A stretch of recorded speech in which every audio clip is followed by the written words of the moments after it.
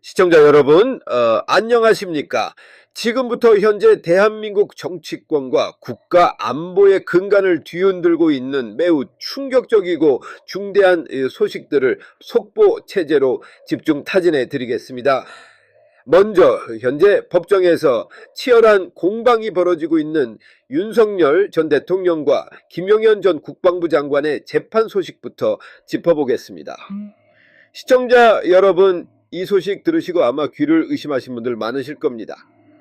북한 평양에 드론, 즉 무인기를 보냈다는 혐의로 검찰이 윤석열 전 대통령에게 무려 징역 30년이라는 어마어마한 중형을 구형했습니다. 그리고 당시 국방의 최일선에서 안보를 책임졌던 김용현 전 국방부 장관에게도 징역 25년이라는 중형이 구형된 상태입니다. 자, 상황을 다시 한번 되짚어 보겠습니다. 그동안 북한은 대한민국을 향해 오물풍선을 지속적으로 살포하며 끊임없이 도발을 감행해 왔습니다. 명백한 공격이자 주권 침해 행위였습니다. 우리 군과 정부는 이러한 북한의 야욕에 맞서 정당한 대응 차원으로 무인기를 북한으로 올려보냈습니다. 그리고 그 무인기는 평양 상공에 진입해 현장을 촬영했고, 우리 측에서는 이를 대대적으로 홍보하며 북한에 강력한 경고 메시지를 날렸습니다. 그런데 이 정당한 군사작전 국가를 방위하기 위한 당연한 대응을 두고 오히려 우리가 북한을 도발했다는 프레임을 씌우며 전직 대통령에게 30년형을 구형하는 기가 막힌 상황이 벌어지고 있는 것입니다. 오늘 아침 대한민국 사회를 강타하고 있는 핵심 문구가 하나 있습니다. 바로 이것입니다. 적국에 무인기를 보내면 징역 30년을 구형받고 적국에 돈을 보내면 대통령이 되는 나라가 바로 지금의 대한민국이다. 시청자 여러분, 참으로 뼈아픈 지적이 아닐 수 없습니다. 그렇다면 적국에 돈을 보냈다는 것은 과연 무엇을 의미하는가? 바로 이재명 대표의 대북 송금 의혹 사건을 말하는 것입니다. 북한에 넘어간 돈의 규모가 무려 800만 달러입니다. 당시 환율로 계산해 보면 우리 돈으로 100억 원이 훌쩍 넘는 막대한 자금입니다. 이 엄청난 금액이 도대체 왜 무슨 명목으로 북한에 넘어갔느냐? 바로 이재명 당시 경기지사의 북한 방문을 성사시키기 위해 쌍방울 그룹을 동원해 자금을 대납하게 했다는 의혹입니다. 쌍방울을 통해 북한의 스마트팜 사업 비용을 내주고 거기에 이재명 지사의 방북 비용까지 얹어서 이런저런 구실을 만들어 100억 원이라는 거액을 북한 측에 상납했다는 겁니다. 그런데 이 사안에 대해 이재명 대표의 반응은 어떠합니까? 철저한 부인입니다. 나는 돈을 보낸 적이 없다. 쌍방울이 자신들의 사업을 위해 알아서 보낸 것이다. 이렇게 선을 긋고 있습니다. 게다가 이 사건의 핵심 연결고리 역할을 했던 이화영 전 경기도 평화부지사에 대해서도 꼬리 자르기를 시도하고 있습니다. 이화영 전 부지사 역시 검찰의 강압과 회유에 못 이겨 자신이 거짓 진술을 한 것일 뿐 대북 송금은 가짜라고 주장하고 나섰습니다. 참으로 기가 막힌 상황 전개가 아닐 수 없습니다. 이재명 대표는 자신은 관련 보고를 단 한 차례도 받은 적이 없다라고 거듭 주장하고 있습니다.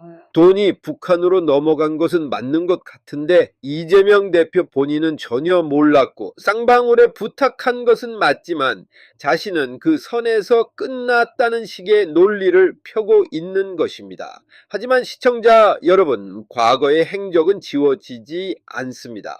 이재명 대표가 과거 자신의 소셜미디어 페이스북에 직접 남긴 글을 보면 상황은 전혀 다르게 읽힙니다. 이재명 대표는 이화영 전 부지사가 북한에 다녀오자마자 수고했다 고생했다라며 공개적으로 격려의 글을 올렸습니다. 남북한이 한번 잘 해보자, 이런 식의 기대감이 가득 담긴 메시지까지 직접 작성해 남겼던 사실이 이미 명백하게 드러나 있습니다. 정황상 모든 것을 알고 있었음에도 불구하고 이제 와서 자신은 몰랐다고 발뺌하는 모습에 많은 국민들이 의구심을 표하고 있습니다. 자, 여기서 다시 한번 대한민국의 씁쓸한 현실을 비교해 보겠습니다. 한 나라의 대통령이 적국의 도발과 공격에 맞서 국민을 보호하기 위해 군사작전의 일환으로 무인기를 보내 응징에 나섰습니다. 그런데 그 대가가 무엇입니까? 징역 30년, 구형입니다. 반면 자신의 정치적 입지를 다지고 북한 방문이라는 이벤트를 성사시키기 위해 헬기를 띄우고 군중을 동원하는 등 온갖 비용을 합쳐 100억 원, 즉 800만 달러라는 거액의 자금을 북한에 넘긴 의혹을 받는 인물은 유력한 차기 대통령 후보로 거론되고 있습니다.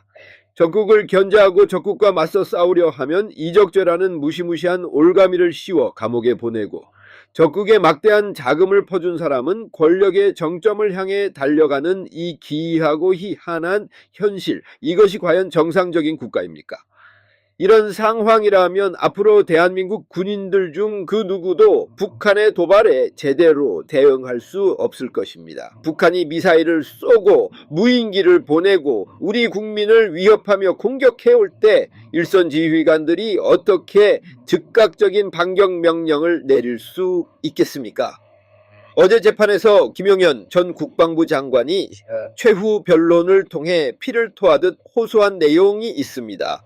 군사령관, 일선 지휘관이 단 1초만 망설여도 우리 부하직원 동료 전우 8명의 목숨이 희생된다는 것입니다. 적이 공격해 오면 즉각적으로 대응하고 응징해야 하는 것이 군인의 기본 사명입니다. 그런데 북한의 공격에 맞서 정당한 대응 작전을 펼쳤다는 이유로 이것이 직권남용이다, 이적행위다, 여적죄다 따지며 사법적 잣대를 들이댄다면 도대체 대한민국의 어떤 장군이, 어떤 군인이 목숨을 걸고 작전을 수행할 수 있겠습니까? 기본적으로 적국이 대한민국을 공격했을 때 그에 상응하는 방역을 가하는 것은 너무나도 당연하고 상식적인 국가 방위 행위입니다. 그런데 이 정당한 대응을 원천적으로 차단하고 오히려 방역을 지시한 수뇌부에게 징역 30년이라는 중형을 구형한다는 것 자체가 군의 사기를 꺾고 안보의 근간을 허무는 충격적인 사태입니다. 드론 작전을 총괄했던 드론 작전 사령관 역시 이런 억울한 상황에 처해 있습니다. 사령관 본인조차 이런 식이라면 앞으로 우리 군은 어떠한 군사작전도 수행할 수 없다고 절망적인 입장을 밝혔습니다. 국가를 지키기 위해 임무를 완수한 드론 사령관에게도 무려 징역 5년이 구형된 상태입니다. 그렇다면 시청자 여러분, 우리 군은 도대체 왜 땀 흘려 훈련을 합니까? 막대한 국방비를 들여 무기를 도입하고 밤낮으로 경계태세를 유지하는 이유가 무엇입니까? 비상사태가 발생해 북한이 쳐들어오면 나라를 지키기 위해 공격하고 또 도발해 오면 즉각 방역하기 위해서가 아닙니까? 그런데 국가의 군 통수권자가 북한을 공격하면 그것이 북한을 자극해서 자신의 권력을 잡으려 하거나 권력을 강화하려는 불순한 의도라며 억지로 몰아붙이는 이 비정상적인 행태, 지금 대한민국에서는 결코 있어서는 안 될 일들이 버젓이 벌어지고 있습니다. 지금 대한민국 사회가 처한 더 큰 위기는 바로 국민들의 무감각입니다. 많은 전문가들이 지적합니다. 현재 대한민국의 삼권 분립은 완전히 무너져 내렸다. 삼권이 독립적으로 견제하는 것이 아니라 하나의 거대한 이재명 정권 아래 모두 귀속되어 버렸다고 탄식하고 있습니다. 국가의 권력이 특정 세력의 입맛대로 휘둘리고 시스템이 송두리째 파괴되고 있는 상황임에도 국민들은 그저 눈만 껌벅이며 침묵하고 있다는 지적이 나옵니다.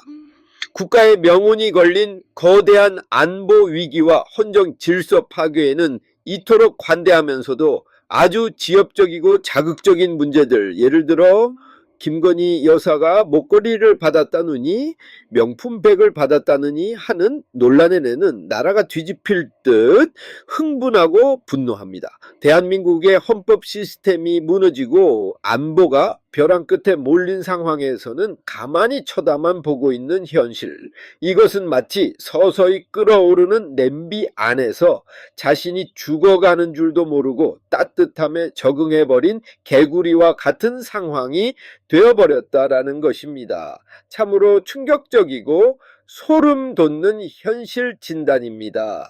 다시 한번 짚어보겠습니다. 적국에 돈을 보낸 사람이 대통령이 될 수 있는 나라, 심지어 이재명 대표는 북한에 돈을 보낸 의혹뿐만 아니라 지난번 무인기 사태와 관련해서는 오히려 북한을 향해 사과를 하는 믿기 힘든 행보를 보였습니다. 우리가 잘못했다. 먼저 사과한다. 다시는 북한 상공으로 무인기를 보내는 일이 없을 것이다. 라며 머리를 숙였습니다. 시청자 여러분, 이 대목에서 우리는 묻지 않을 수 없습니다. 도대체 저분이 대한민국의 대통령 후보입니까? 아니면 북한의 대통령 후보입니까? 과거 문재인 전 대통령 시절 외신들조차 문 대통령을 향해 북한 김정은의 수석대변인 같다고 꼬집었던 뼈아픈 역사가 있습니다. 그런데 이재명 대표의 최근 행보를 보면 그 기조를 그대로, 아니 어쩌면 더 노골적으로 이어가고 있는 듯합니다. 이재명 대표는 최근 미국 트럼프 대통령 당선인을 만난 뒤에도 남북 관계의 정상화를 위해 자신은 페이스메이커가 되고 트럼프는 피스메이커가 되어야 한다며 그럴듯한 말들을 늘어놓았습니다. 하지만 정작 그가 돌아와서 한국 내에서 쏟아내는 발언과 행동들을 자세히 들여다보면 철저하게 반미를 부추기고 친중, 친북 정책으로 일관하고 있다는 거센 비판을 받고 있습니다. 최근 쿠팡을 비롯한 국내 유망 기업들을 거세게 압박하고 있는 상황도 마찬가지입니다. 일각에서는 이것이 결국 중국의 거대 이커머스 기업들에게 국내 시장의 혜택을 고스란히 몰아주기 위한 의도적인 압박이 아니냐는 강한 의구심을 제기하고 있습니다. 실제로 미국 정치권과 조야에서도 한국 내 이런 일련의 사태를 예의주시하며 의심의 눈초리를 거두지 않고 있습니다.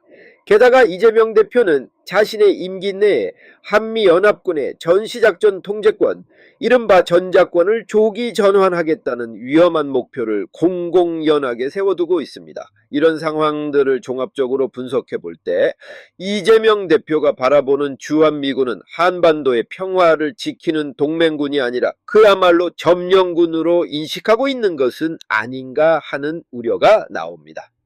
미국은 점령군으로 몰아세우면서 오히려 중국이나 북한과는 끝까지 손잡고 같이 가야 할 핵심 파트너로 생각하고 있는 것이 작금의 행태에서 고스란히 묻어난다는 것입니다. 그러니 미국 입장에서도 최근 대한민국에 닥친 국가적 사태에 대해 우리가 다급하게 도움의 손길을 요청했을 때 냉담한 반응이 돌아오는 것입니다. 과거 한국전쟁 당시 피를 흘리며 싸워준 미국의 은혜에 비하면 우리가 요구하는 도움은 세 발의 피일 수도 있습니다. 한국전쟁 당시 무려 5만여 명의 미군이 타국당해서 목숨을 잃거나 다쳤고 그 이후에도 구비구비 위기 때마다 주한미군이 주둔하며 대한민국이 경제적, 군사적으로 눈부신 성장과 발전을 이룰 수 있는 튼튼한 안보 토대가 되어 주었습니다. 그렇다면 우리 역시 굳건한 한미동맹 관계로서 미국에 상응하는 보답과 협력을 해야 마땅함에도 현재의 정치 지형에서는 전혀 그런 상호 존중의 모습을 찾아볼 수가 없는 씁쓸한 현실입니다. 자, 이런 벼랑 끝 상황에서 이재명 대표의 궁극적인 노림수는 과연 무엇이겠습니까? 결국은 현재 대한민국 헌정 체제를 송두리째 뒤엎어버리고 자신에게 유리한 방향으로 개헌을 강행해 대통령 연임제나 중임제를 도입, 권력을 2번, 3번 연장하려는 치밀한 계산이 깔려있는 것 아니냐는 분석이 지배적입니다. 왜 그렇게 무리수를 두느냐? 이유는 명백합니다. 이재명 대표 본인이 처한 첩첩산중의 사법 리스크 때문입니다. 만약 이 상태로 아슬아슬하게 임기가 끝나버린다면 그 직후에 기다리고 있는 것은 결국 감옥행일 수밖에 없기 때문입니다. 현재 이재명 대표를 향해 진행 중인 핵심 재판만 무려 5개에 달합니다. 아무리 권력의 힘으로 이 재판들을 지연시키고 멈추려 해도 현실적으로 한계에 봉착해 있습니다. 최근 국회에서 벌어진 총극을 하나 떠올려 보십시오. 더불어민주당의 서영교 의원이 박용철 쌍방울 부회장을 국회 증언대에 불러 세워놓고 이재명 대표에게 유리한 진술을 끌어내기 위해 꼬치꼬치 캐물었습니다. 그런데 결과는 어떻게 되었습니까? 오히려 쌍방울 부회장의 입에서 북한에 돈을 보낸 것이 맞습니다. 리오남을 직접 만나서 거액의 돈을 건네준 것이 맞습니다. 라는 폭탄 발언이 터져 나왔습니다. 이재명 대표 측을 방어하려다 오히려 대북 송금의 결정적 사실관계를 전 국민 앞에서 입증해버린 꼴이 된 것입니다. 오죽하면 시중에서는 이 청문회를 주도했던 서영교 의원을 향해 보수의 어머니라며 조롱 섞인 평가까지 나오는 실정입니다. 어쨌든 지금 이재명 대표는 그야말로 절체절명의 위기에 빠져 있습니다. 임기가 끝나면 감옥에 갈 수밖에 없다는 극도의 불안감 속에서 어떻게든 무리한 개헌을 추진해 연임과 중임의 길을 열고 하나둘씩 자신에게 불리한 법안을 뜯어고치려 혈안이 되어 있습니다. 눈엣 가시 같은 공수처도 취소시켜버리고 모든 사법 권력을 통제하려는 시도들이 곳곳에서 포착되고 있습니다. 시청자 여러분, 다시 한번 냉정하게 현실을 직시해 주시기 바랍니다. 적국에 돈을 보내면 대통령이 되는 나라. 이 말인즉슨 차기 대한민국의 유력한 지도자의 목줄이 지금 북한 김정은의 손에 고스란히 잡혀 있다는 뜻과도 같습니다. 북한에서 어느 날 갑자기 말 한마디만 툭 던지면 이재명 대표의 정치 생명은 그날로 날아가 버리게 되어 있습니다. 북한 측에서 김정은 체제 하에 우리가 당시 남조선으로부터 800만 달러 100억 원의 자금을 확실히 받았다. 이렇게 한마디만 공식적으로 발표해버리면 이재명 대표는 치명적인 직격탄을 맞고 무너질 수밖에 없습니다. 결국 지금 이재명 대표의 운명, 나아가 대한민국의 정치적 불확실성을 쥐고 흔드는 것은 대한민국 사법부가 아니라 저 북녘의 김정은이라는 기가 막힌 분석이 나오는 이유입니다. 이토록 암담하고 비정상적인 상황 속에서 북한의 무인기 도발에 대응해 정당하게 우리 무인기를 평양으로 올려보낸 윤석열 전 대통령에게는 검찰이 징역 30년이라는 가혹한 구형을 내렸습니다. 이것이 과연 이치에 맞는 일입니까? 윤석열 전 대통령 변호인단이 분노하며 입장을 밝힌 대로 이것은 명백한 조작이자 소설이며 허무맹랑한 픽션이라는 항변이 쏟아져 나오고 있습니다. 상식적으로 도저히 납득할 수 없는 일들이 버젓이 자행되고 있습니다. 뉴스를 마무리하며 오늘 전해드린 대한민국의 뼈아픈 현주소를 다시 한번 요약해 드립니다. 적국에게 무인기를 보내 국가의 자존심을 지킨 대통령에게는 징역 30년이 구형되는 나라, 반대로 적국에 100억 원이 넘는 막대한 자금을 몰래 퍼준 의혹을 받는 자는 버젓이 대통령 후보로 추앙받는 나라, 전과 하범이라는 꼬리표에 무려 8가지 사건 12가지 혐의로 재판을 받으며 각종 범죄 의혹에 휩싸인 자가 국가 최고 권력을 향해 질주하고 있고, 반대로 나라를 지키기 위해 비상계엄이라는 초강수를 두어서라도 반국가 세력을 척결하고 부정선거의 진실을 규명하려 했던 통수권자는 도리어 족쇄를 차고 무기징역이나 중형을 선고받으며 감옥에 가야 하는 비극적인 나라.